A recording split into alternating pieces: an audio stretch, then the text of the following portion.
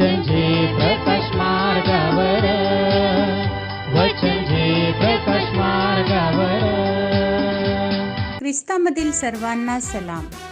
आमच्या तारणाऱ्या जिवंत आणि गौरवी प्रभू येशू ख्रिस्ताच्या नावात विश्ववाणी परिवाराकडून आम्ही मार्गाकरिता प्रकाश कार्यक्रमात आपले सहर्ष स्वागत करीत आहोत.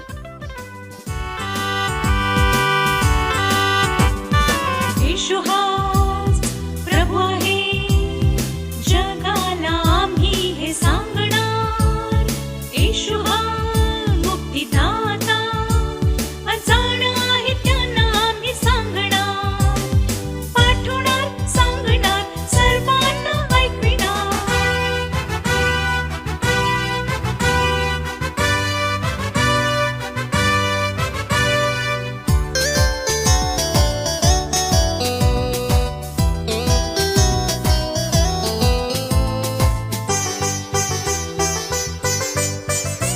कर्माने नाही सांगू आम्ही कृपेने, गावोगावी फिरून सांगू एकतेने.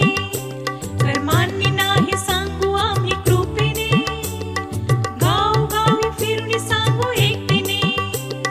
दयाची सनगर नम्रतेने कान घेत, येशू हाच एक तारणारा.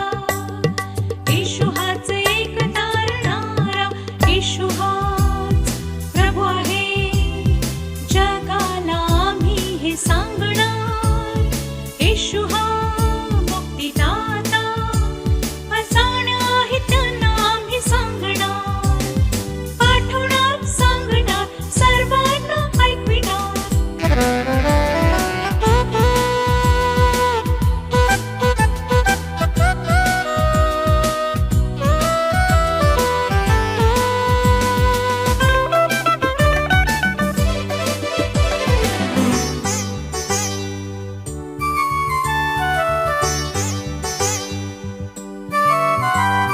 वृक्षभूमी उपसवितो प्रभूचा, अंधारा जीवनाची ज्योती प्रभूचा. वृक्षभूमी उपसवितो प्रभूचा, अंधारा जीवनाची ज्योती प्रभूचा. जिवंत से कान ओझाने लागलेले असो, माझ्या जवळ या प्रभू बोलावितो. माझ्या जवळ या प्रभू बोलावितो. येशू हा. आजच्या मननाकरिता देवाचे वचन असे. लूककृत शुभवर्तमान याचा 14वा अध्याय 12 पासून 14 पर्यंतची वचने. लूक 14:12 ते 14. मग ज्याने त्याला आमंत्रण केले होते त्यालाही तो म्हणाला, जेव्हा तुम्ही दुपारची किंवा संध्याकाळची जेवणावळ कराल तेव्हा तुम्ही आपले मित्र, आपले भाऊ, आपले नातलग किंवा धनवान शेजारी ह्यांना बोलावू नका, कारण तेही कदाचित तुम्हाला उलट आमंत्रण करतील व तुमची फेड होईल. तर तुम्ही मेजवानी द्याल तेव्हा दरिद्री, अपंग, लंगडे व आंधळे ह्यांना आमंत्रित करा, म्हणजे तुम्ही धन्य व्हाल, कारण तुमची फेड करण्यास त्यांच्याजवळ काही नाही. तरी नीतिमानांच्या पुनरुत्थान समयी तुमची फेड होईल. प्रभू परमेश्वर या वचनाद्वारे आजचा आपला दिवस आशीर्वादित करो. प्रभू येशू ख्रिस्ताच्या नावामध्ये आपण सर्वांना या सकाळच्या समयी सलाम.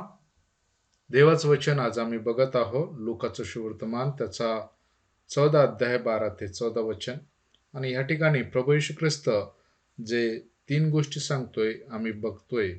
आणि प्रभू येशू ख्रिस्त पहिली गोष्ट जे म्हणतोय की आमचा आम्ही उद्देश चेक करावा.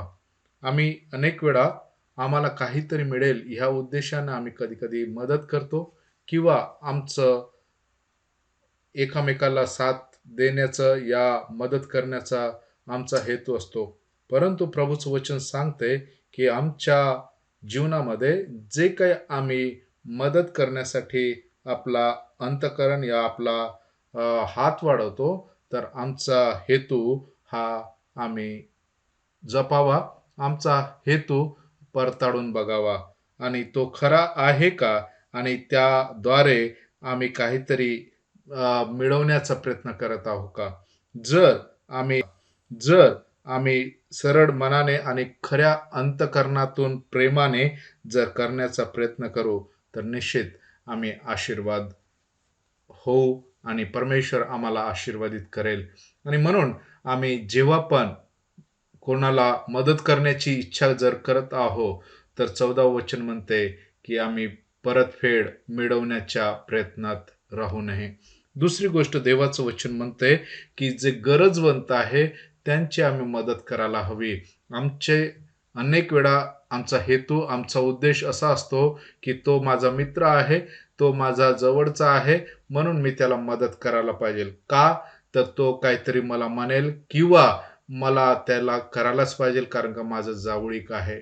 परंतु प्रभूचं वचन सांगते की जेव्हा पण आमच्या मनामध्ये आणि आमच्या इच्छेमध्ये जर वाटतं की आम्ही मदत करावं, तर गरजूची आणि जो आवश्यकतेमध्ये आहे, जो आम्हाला अपेक्षेच्या पलीकडे त्याचं उत्तर आम्ही जे अपेक्षा करतो कदाचित ते मिळेल, तशा व्यक्तीला पण आम्ही मदत करावी, जेणेकरून परमेश्वर आमचा मोबदला देईल, न की मनुष्य. अनेक वेळा आम्हाला मनुष्याकडून मोबदल्याची अपेक्षा असते, म्हणून आम्ही अनेक वेळा मनुष्याचीच मदत करायचा धावा करतो. मोबदल्याची अपेक्षा असते म्हणून आम्ही अनेक वेळा मनुष्याचीच मदत करायचा धावा करतो, जे आम्हाला मदत करू शकतात या जे आम्हाला परतफेड करू शकतात. परंतु प्रियानो, देवाचं वचन सांगते की आम्ही ज्यांची मदत करतो त्यांच्यामध्ये गरज आहे अशाच व्यक्तीची आम्ही मदत केली तर त्याचं आम्हाला रिटर्न बॅक या त्याचं आम्हाला परतफेड जो आहे ते देवाच्या आशीर्वादाच्या रूपामध्ये मिळेल. तिसरी गोष्ट या ठिकाणी आम्ही पाहतो की प्रभूचं वचन म्हणते की तुम्ही भविष्याकडे बघून आपल्या मदतीचा हात समोर करा. भविष्यामधल्या गोष्टीला आम्ही अनेक वेळा आमची वर्तमानची परिस्थिती या भूतकाळातला त्यांनी केलेला आमच्यासोबतचा जो स्वभाव आहे त्याचं जे त्यांनी जे केलेलं आमच्यासोबतचं वर्तन आहे त्यानुसार आम्ही मदत करण्यासाठी पुढे येतो. परंतु प्रभू आम्हाला सांगतो की आमच्या मदतीचा करण्याचा जो उद्देश आहे या आमची इच्छा जो आहे मदतीची ती पुढचं भविष्यामध्ये मिळवणारा आशीर्वाद त्याला धरून आम्ही मदत करावी.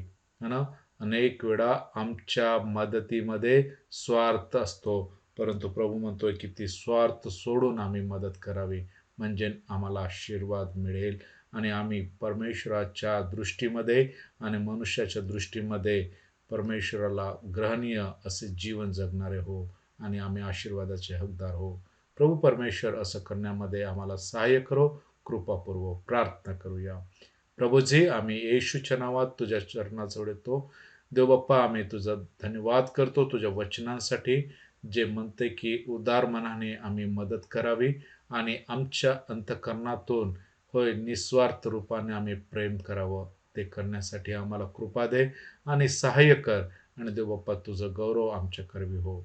येशूच्या नावात मागतो म्हणून ऐक. आमेन.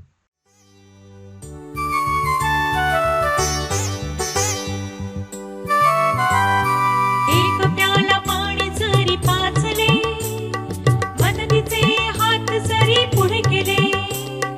एक प्याला पाणी जरी पाजले, मदतीचे हात जरी पुढे केले. 10 तांदूळ पावतील, आशीर्वाद मिळवितील. हात पुढे करील तो धन्य आहे. हात पुढे करील तो धन्य आहे. येशू हाच प्रभू आहे. जगाला आम्ही हे सांगणार. येशू हा मुक्तिदाता. आजाड आहे त्यांना आम्ही सांगणार. पाठवणार सांगणार सर्वांना ऐकविणार. पाठवणार सांगणार सर्वांना ऐकविणार. त्याप्रमाणे तुमचा प्रकाश लोकांसमोर असा पडू द्या की त्यांनी तुमची सत्कर्मे पाहून तुमच्या स्वर्गातील पित्याचे गौरव करावे. आपल्या प्रार्थना विनंत्या कोणत्याही वेळेस विश्ववाणी प्रार्थना केंद्राला टोल फ्री नंबरद्वारे कळवू शकता. आमचा टोल फ्री नंबर 1800-2700-333. पुन्हा ऐका, 1800-2700-333. 333. आम्ही आपणासाठी या नंबरवर प्रार्थना करण्यास उपलब्ध आहोत. धन्यवाद.